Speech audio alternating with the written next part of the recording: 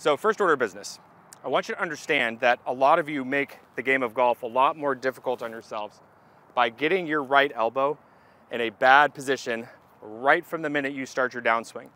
We see so many golfers get their right elbow turned out away from their body. And the reason why you do that is because it feels like the most powerful way to get the club head to the golf ball, and it feels like the way to square the club face up simultaneously. When the reality is that that's ultimately affecting your path, your angle of attack, and it's making it very hard for the club face to want to rotate, believe it or not.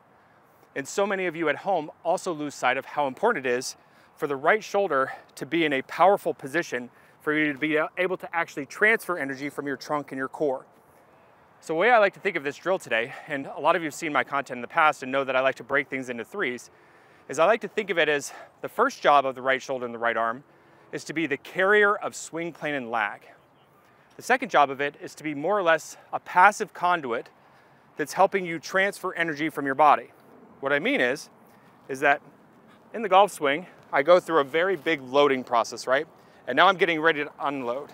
And I have these angles between my wrists and my forearms, and this angle between my forearm and my bicep, that as soon as I turn and I get out of the way, those angles are more or less going to be depleted for me.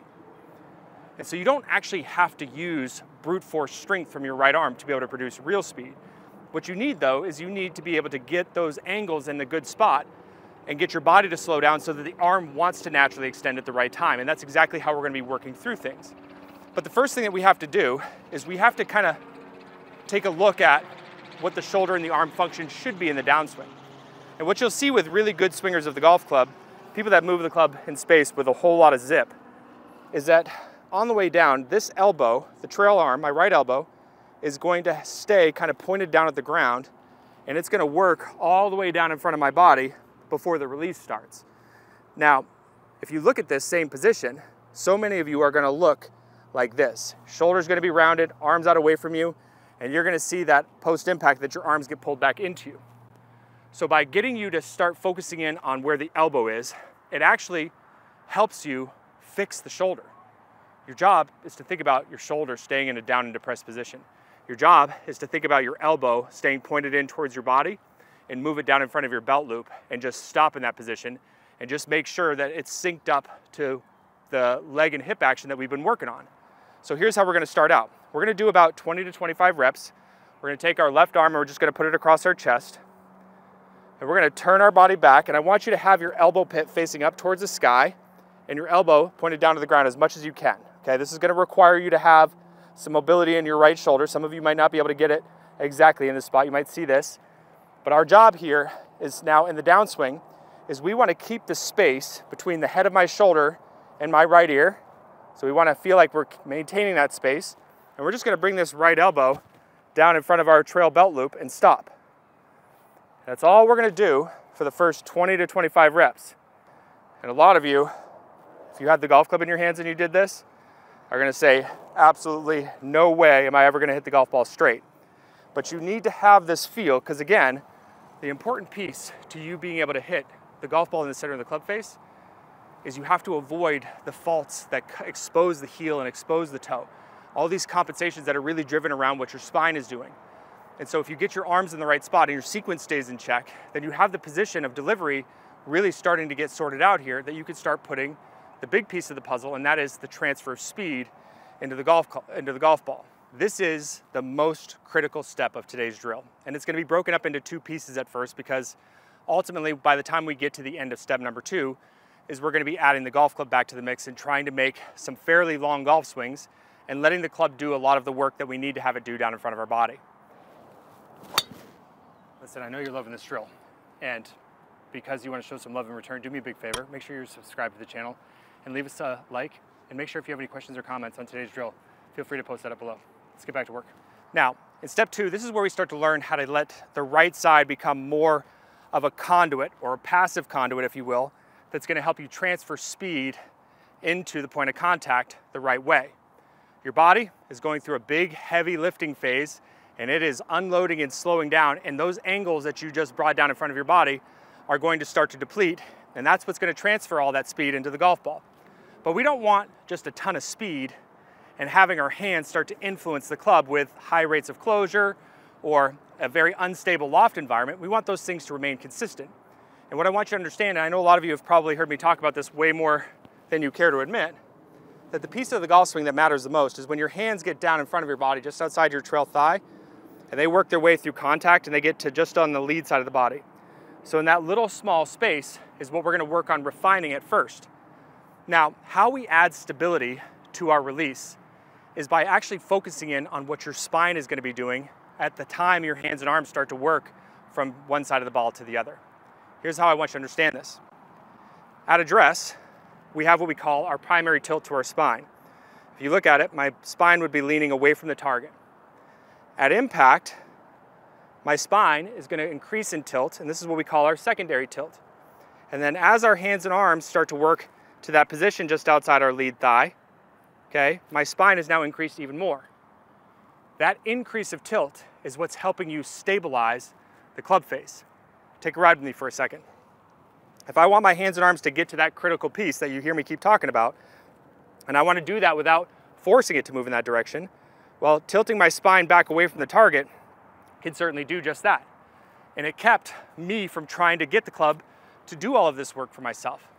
So what we're going to do here in this step 2, section A, is we're going to work on making little small swings from just outside of our trail thigh here, with our elbow working in front of our belt loop, and working on feeling as the arm starts to release, we're going to think about our spine just tilting back as our hand and arm starts to pass in front. So you're keeping that right shoulder back, the right elbow working down in front of your belt loop, and now you're letting the arm swing to the other side.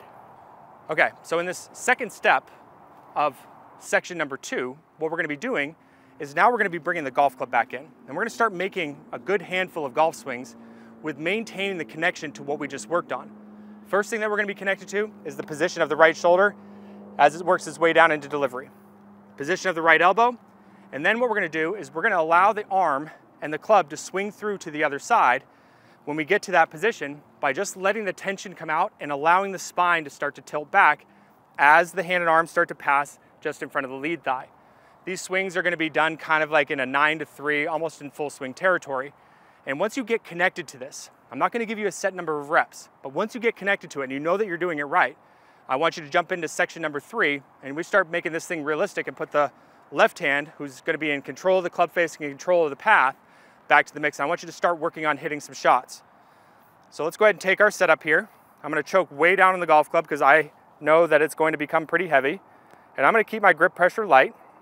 And I'm just going to make some swings now where I focus on the shoulder being in a down and depressed position, my elbow getting in front of my belt loop, and then I'm letting the club swing, letting my spine tilt back as my arm starts to extend to the lead side of my body. Now the big key is when we start picking up the pace here, when the hand gets just outside the lead thigh and the club's got momentum and inertia in it, allow yourself to pivot up onto that toe into a finish position.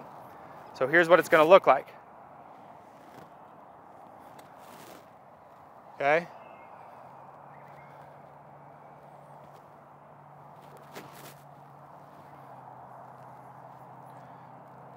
Does not feel like I've got a great deal of control or a great deal of speed here, but just feels like I'm just focusing on the movements. And as I'm getting more proficient with it, I can start trusting the tension levels to come out of the hand, let the club swing a little bit more. So I'm just feeling the spine increase in tilt. As I get my arm down in front of my body and start to let the club swing, that's allowing the club to become really stable as it makes its way through there. It's allowing the path to really get solidified there. And now I've got some connection to something that I can start building into. This is that third and final piece. This is where we have to be realistic about what our goals are. Our goals are to now try to take this new movement that we just worked on and marry it back to what we learned in week number 2. Now, as I'm going to start to go through this, I want you to pay close attention to how I'm going to drill it before I start making some real full swings and before I ultimately start hitting some golf shots. The key here is to work on it in your brain in a very specific order. Last week, we had you work on getting a clear understanding of where the body needed to be in order to influence the path. And we also made sure that you had some club face management in there. So go back through that. Think about making some swings like that, and then start closing your eyes and start visualizing what you just learned from the right shoulder and right arm in the downward half, and what you just felt from your body, and start marrying that back together. And as you start to get really proficient with it, what you're gonna find is that now you've just created your own sort of swing thoughts and feels that you have connection to.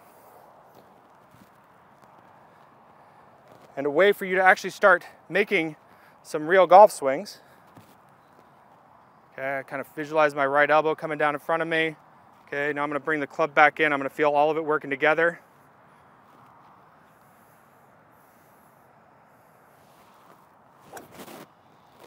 Okay, I'm not trying to make big, fast swings. I'm just trying to make good swings. Okay, if I'm really connected to it, then I'm just gonna go ahead and hit a shot and see what the results were.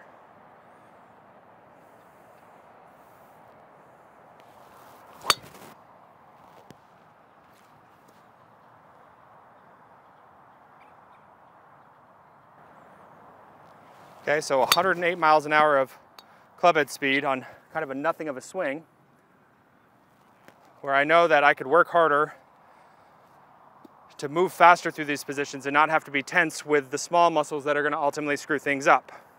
So I'm going back through my left side stuff. Okay, now thinking about my right shoulder, my right arm in the downward half. Okay, feels pretty good.